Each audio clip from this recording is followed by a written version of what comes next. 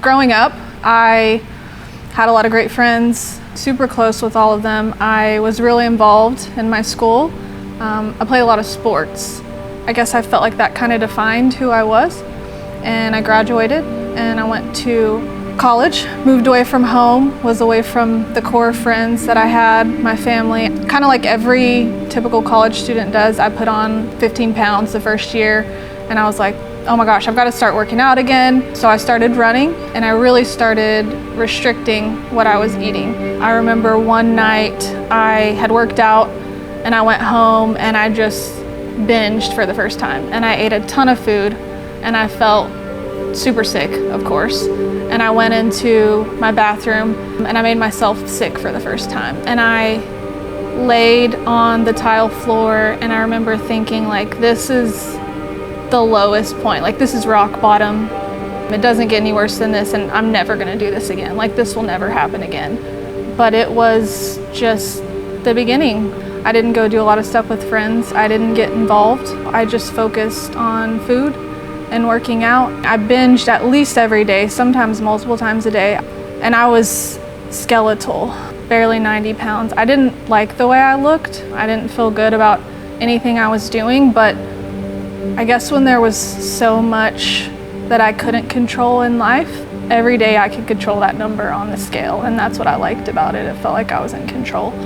Yeah, there is a lot of pressure, I think, on females to look a certain way. Social media, I think, is really bad about that because people put filters on every picture that they put out there, and on social media you can make things that are just kind of average seem really awesome, and you can hide the bad stuff. Nobody has to know. I mean, I did that. People thought my life was great. Everything seemed awesome for me, but on the inside, I was struggling.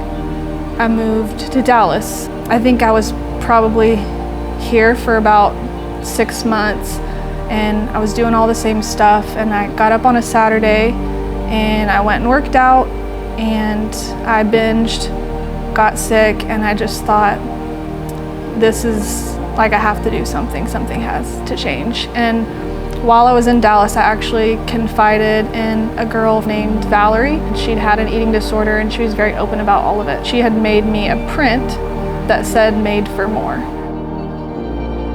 And so that same Saturday, I'd actually changed the wallpaper on my phone to her print. It said "Made for More."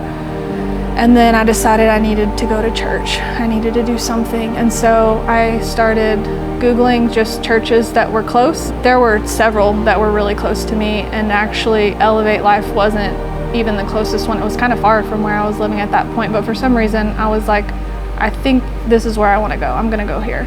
I went into Elevate and worship was just incredible. It was really good. I had goosebumps. And then a girl sang a song, I think it was called "Run to You." And at that point I just started crying. Like, I just kind of broke down. And then I pulled out the notes and the message was "Made for More." And I thought, that's not a coincidence. God had strategically put me in the right place at the right time with the right people for the last 5 to 6 years to get me there for that message, and something just clicked for me at that point. And that was true. I was made for more. Like, he was telling me, he was telling everybody in that room that, you know, I was made for more. That's what it felt like to me. And it stopped after that. I didn't binge eat anymore. I mean, my whole mentality has changed. I was just going through the motions. I didn't enjoy anything. I didn't have relationships. And now that I've let go of all of that, I have great relationships, feel like a totally different person. And it wasn't, although it may seem like the most important transformational part of my story is the physical one, to me it's not at all. It's the mental, the emotional, and the spiritual.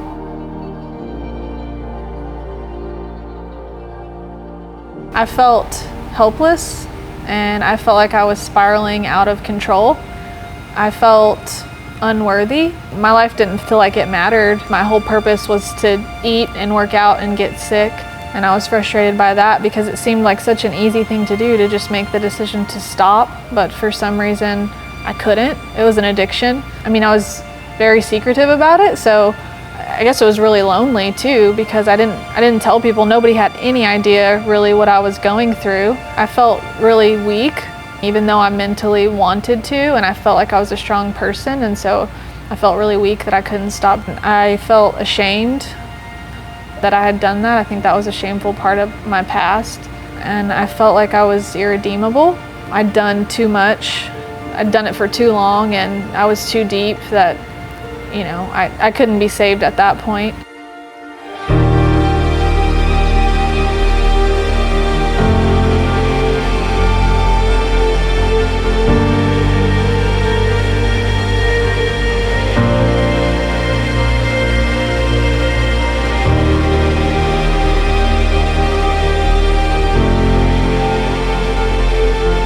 Today I feel strong and I feel worthy. I feel loved, and I think love is an important part of it, because I remember the people that I was with, I feel like they had no obligation to love on me. Most of them had no idea what I was going through. They just loved me because that's who they were, and it was absolutely what I needed at that point. So I feel incredibly loved, and I feel like I am made for more.